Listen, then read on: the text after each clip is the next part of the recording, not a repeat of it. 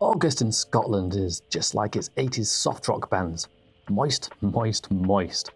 The only change is that we get more daylight to witness it. The cute thief is especially grumpy today too. Not only does he prefer psychedelic rock and dry, dry, dry days, he also has had to hand over his biggest catch ever. Now, some people don't like cats, madness, because they can decimate the local population of cute animals and bikes. Now, I tend to keep CT well fed to avoid this, but sometimes cats are cats, and it's impressive what they can catch sometimes. But with him fed and the CT fans appeased, let's see what the cat's dragged in. Okay, so that intro was just an attempt at a joke that he'd caught a big bird. And with that bombshell dropped, yeah, Bird is my new sponsor. A few of you actually guessed correctly, but Bird is a small enough brand to slip under a few radars. Now this is their 0am hardtail, and it might be a bit of a surprising choice after riding a bike costing well over £8,000 previously, but there is method to the madness. I mentioned this in my video talking about why I decided to leave Pivot, so I won't go into too much detail, but one big reason was the cost of the bikes. I really like the idea of riding bikes that as many of my viewers could afford to ride as possible, and they don't really get much more affordable than a hardtail. I'll let you know the total cost of this bike at the end of the video. The 0am is Bird's 27.5-inch alloy hardtail model. They do a 29-inch version, a steel hardtail called the Forge 2, and a few other full sus models. Maybe one day I could build those, but to start out, I chose this model as I feel it's going to be the most jibby and playful hardtail they do. This is the medium-long version, and I'm 177 centimeters, or about 5'10".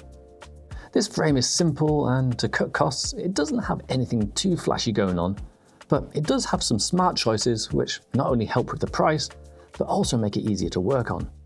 This tapered head tube takes a standard internal ZS44 and ZS56 cups, which are easy to find or upgrade. A standard 12mm boost rear gives the most hub choices, which, by the way, also looks pretty sleek, and also has a built-in post mount on the other side. There's a custom CNC chainstay yoke with clearance for a 2.8-inch rubber and runs boost or non-boost cranks depending on chainring size. Next to that is a 73mm threaded BB shell and an ISCG 05 mount. I really like the detail of the shell being faced after being painted, a quality touch. Another nice detail for us UK riders is a forward-facing seat clamp to help avoid getting any muddy water into the frame. And one thing I'm pleased about is external routing. No faffing about trying to thread hoses through tight holes and corners here. Geo-wise, it's got a 74.5-degree head angle with 160mm fork, short 420mm chainstays, 472 sagged reach, 621 stack height, and a 1201mm wheelbase. Frame weight is 2 kilos, and all of these numbers should combine into a pretty versatile bike. Enough about the frame though, let's get this built. And as is tradition, the headset is first on the list. To keep costs down, this is Bird's own headset. Nothing flashy going on, but it should do what it says on the tin, which is all I can ever ask for. Now, I don't always use grease on the headset. I've been told pros and cons for lubed or dry insertion, but because it's a special occasion, it's going to get a good greasing.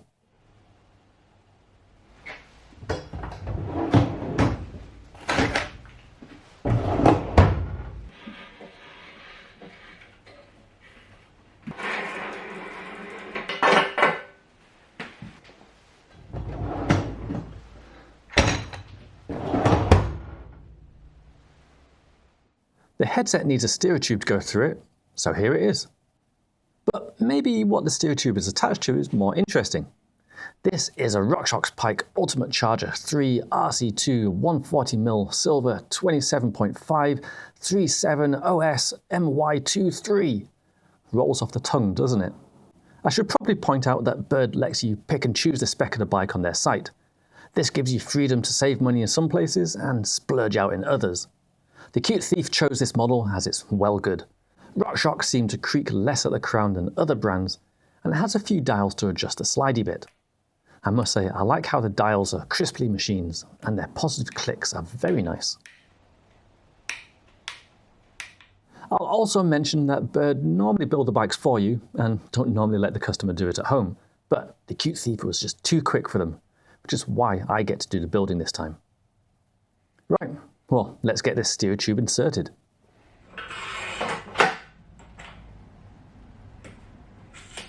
I don't like slamming stems, so I use this pinned 20mm spacer to raise things up slightly.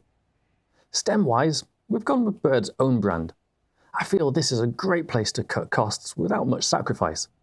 It's no heavier or weaker than a lot of premium stems, and it's not exactly ugly either. It's effectively the same as a much more expensive model from a well-known brand. 35mm clamp, 40mm length, that'll do the trick.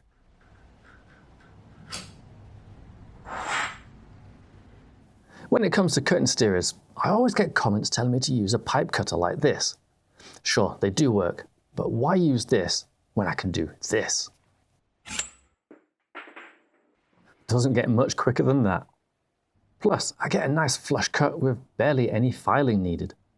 Pipe cutters can create a ridge that needs a lot of work to file down, but maybe I'll use one later on if you behave. With the star nut fitted, I cap things off with a Bird's top cap.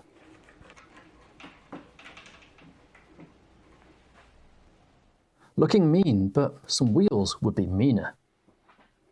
Fellow UK brand Hope will be doing the front hub duties.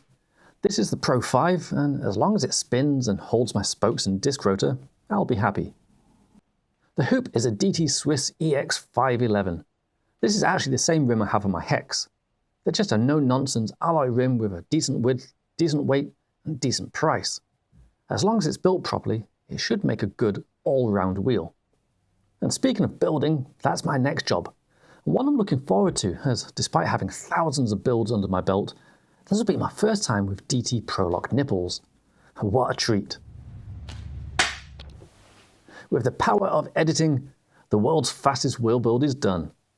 It built up nicely and now just needs taping up. This is Schwalbe tubeless tape and it's the bee's knees. I've never used it on myself, but wheels seem to love it. The tighter the better too, it seems. Whatever floats your boat, I guess. To keep things matching, I'm going to use a Schwalbe valve. This is just a standard Presta version, but I'd love to try their new style ones they've recently released.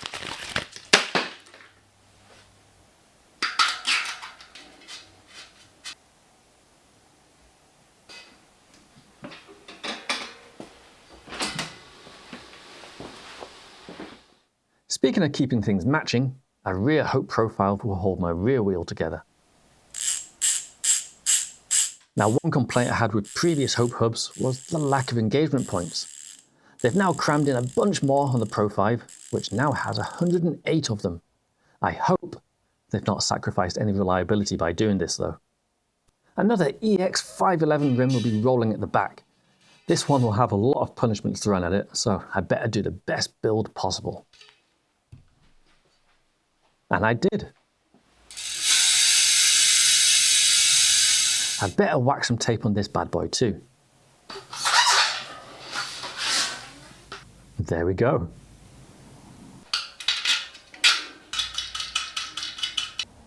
I love it when things go so smoothly and easily.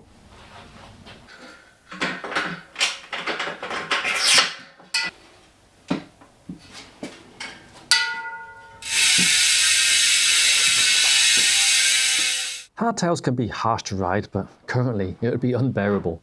Some pneumatic grippers should help with that. Starting at the front, a Schwalbe Magic Mary should do nicely. Tan walls give a classic look and a soft compound give a modern grip.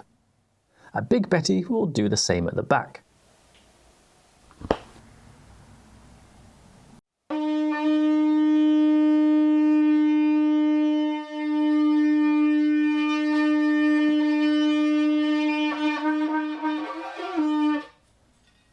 These bird bars tweet like a nightingale, but I could barely reach the other side. These are wide boys. I wanted to try Bird's own bars, as it could be another place to save a chunk of cash. There's no doubt carbon bars are lighter, but if these are 80% of the performance at 20% of the cost, then that's 100% satisfaction.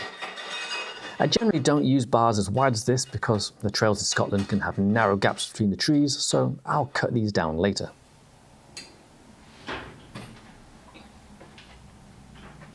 To quote a song by the Black Keys, I'm going down south to the BB and to England's Unite components and their bash guard, which I'll fit next. That's quite a long song title, huh? I think all bikes should have a bash guard, but seeing as I want to do trials jibs on this bike, it's extra important to have one.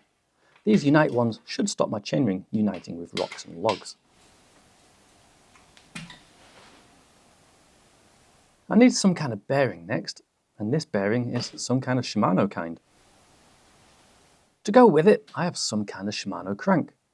If you want me to be more specific, then there's some kind of SLX crank.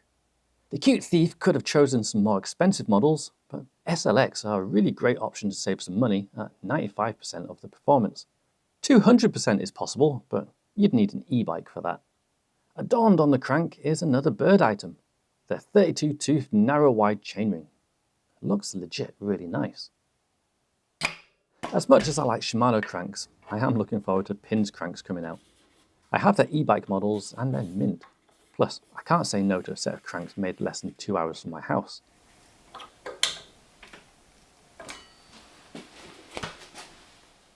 Right, charging along now. Or at least it will be once I finish the drivetrain. If you know your components, then you'll have spotted the Shimano Microspline 3-hub body. A medal is in the post. So yeah, a Shimano cassette is next. This is SLX again.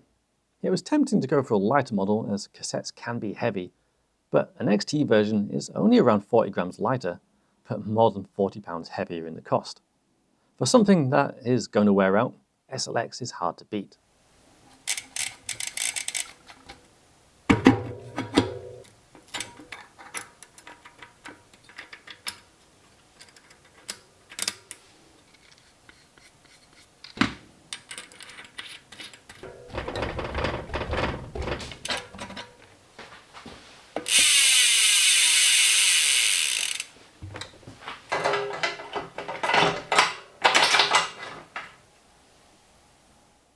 Oh, what a surprise! An SLX mech. You know the drill, it's a great budget option, yada yada yada.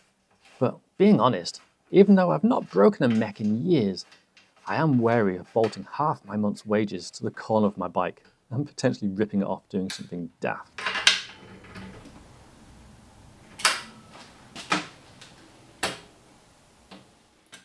Chains next, and to make my life easier, I zip tie the mech up towards the biggest cog. I want the chain to be as short as possible without it damaging anything.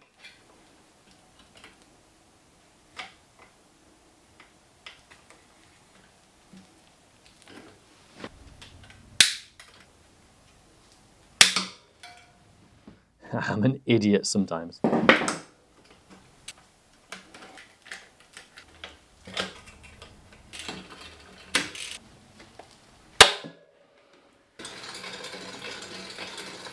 Well, after that frankly embarrassing blunder and quick fix, it's time to add yet another SLX item, the Gear Chooser Doofer.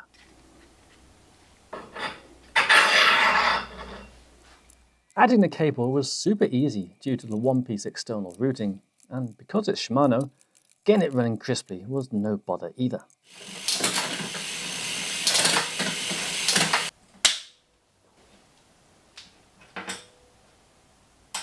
Right, well, I've made it go, but I don't fancy riding brakeless, so let's add some stopperoos. Now, if you know this channel, then of course you'll know I'm going to be running brakes from Hayes. A 203mm rotor up front will have no bother sending me over the bars whenever I choose.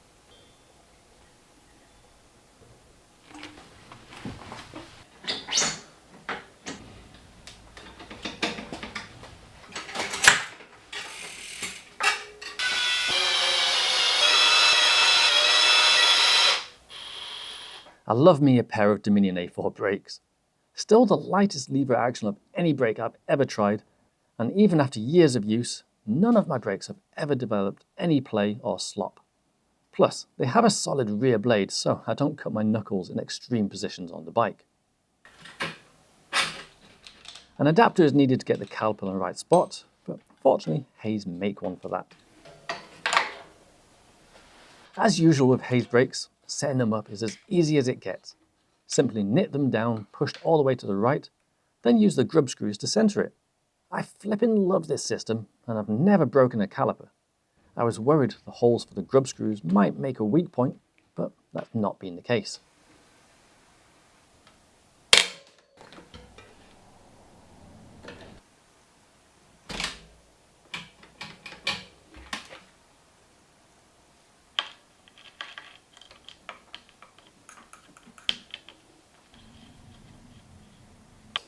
Just need to shorten the hose, which is super easy too. If I'm careful, I shouldn't need to bleed the brake.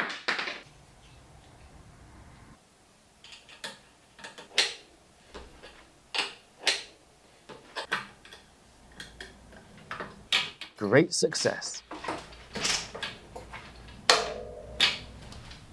I'm using a 180mm rotor at the back, so I need a +20 adapter. Again, Hayes make one of these, so on it goes. Within microseconds, the brake is aligned and running rub-free. Nearly done. I just need to add a pair of shin tenderizers. Scottish brand pinned make my tenderizers of choice. I've shown these in quite a few builds now, but I really do rate these pedals. They may be slightly chunky, but that means they have a proper concave shape and still have room for heavy-duty bearings. I find them very comfy. The grip is insane. I've also never broken a pin, snapped an axle, or had any slop, creaks, or clicks. They've been utterly reliable, which is backed up by a 5-year warranty.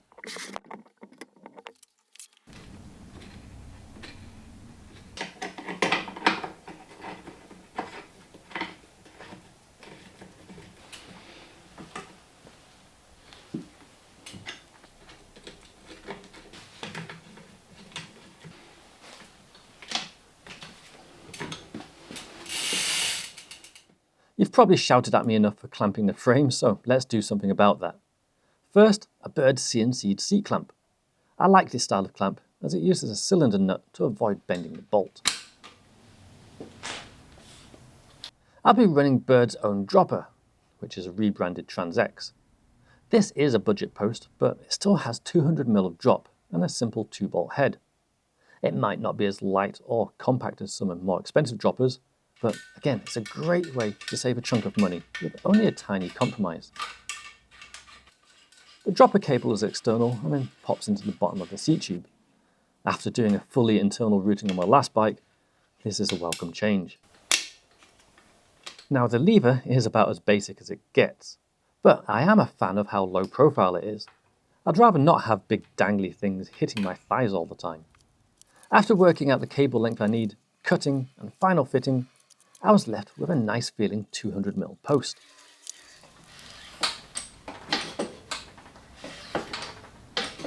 And a new place for people to shout about for being clamped. I just need to add a couple of things to the top now. No, not 2 seats. First, I'm removing the original out of focus clamp system and replacing it with this anomaly. I've been pretty excited about receiving this. They were kind enough to supply this for my build, and I've wanted to try one for years. But what is it? It's a switch grade, and it replaces the original clamp on a range of posts to give a pretty cool and unique feature. Bear with me a while I read the fitting instructions though. Okay, so it's pretty simple, and now I can do this. Don't act like you're not impressed. You've probably figured it out by now, if you didn't already know about this thing, but adding a saddle will clear up any lingering confusion, I hope. This is the last Bird own brand item, their Stork saddle. I'll be honest, I haven't ridden mountain bikes enough to really have a favourite saddle, so I fancy giving theirs a try. It's not too heavy, despite the chromo rails, and again, it helps keep the price reasonable. With that fitted, behold my new secret weapon, on-the-fly saddle angle adjustment. This is Anomaly's 2-position model, and I'm sure plenty of you are asking, why and when? The when is later. I like to keep you waiting. So in the meantime, I'll trim my bars down to, I don't know, 7cm sounds about right.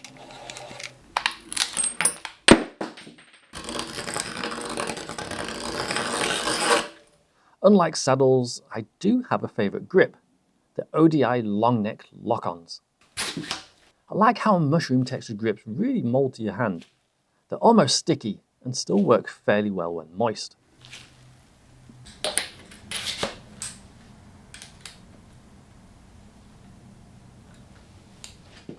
So there we have it, my first hardtail for 18 years, and I think it looks pretty sweet. I just need to check some bolts and get things lined up and then take it for a spin. But before I do that, what's the weight like? Bob on 14 kilos. Considering I've got downhill tyres, chunky pedals, big brakes, etc. I don't think that's too bad. But weight's only one side of the story. How it rides is more important. And importantly, it wheelies like a champ. I could stop here and be happy, but let's see what else it can do. Well, it passes the manual test.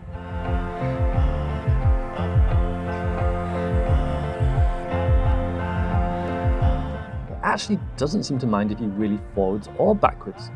The choice is yours.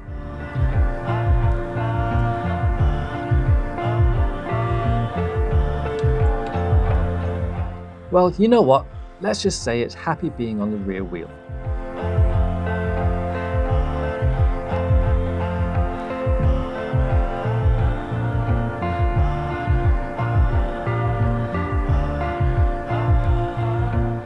And it doesn't exactly complain about being on the front wheel too.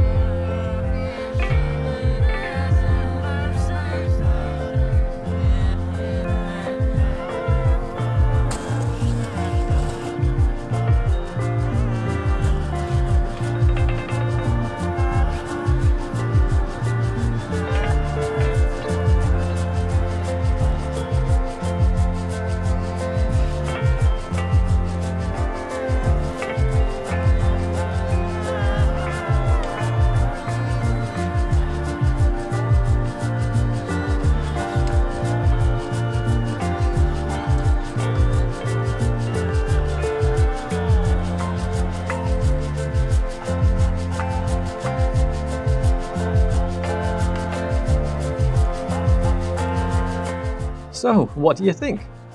Bird have a decent range of bikes, and it's nice to show an affordable model from them.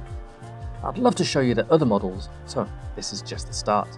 With a sensible spec, but a bit more spent on decent fork, the price of this bike came to around £2,100, though that was with different tyres and brakes.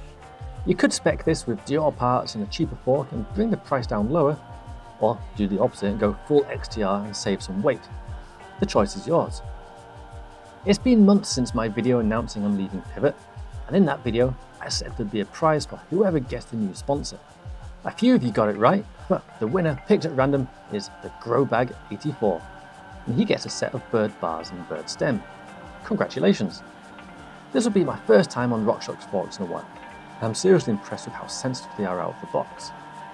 And despite no flashy designer names, the bar and stem feels totally natural and comfy. Stoked to continue to use Hayes brakes too.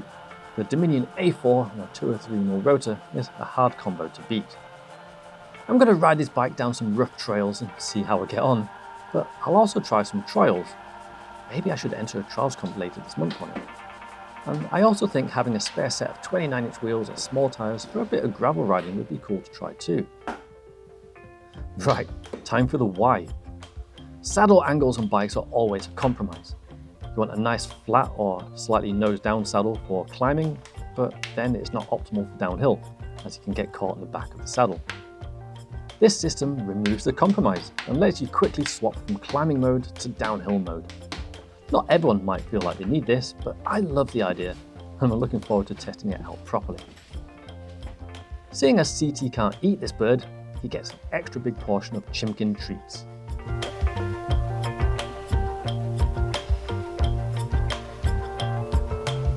I showed him the final build and he seemed quite interested, which I'll take as a seal of approval.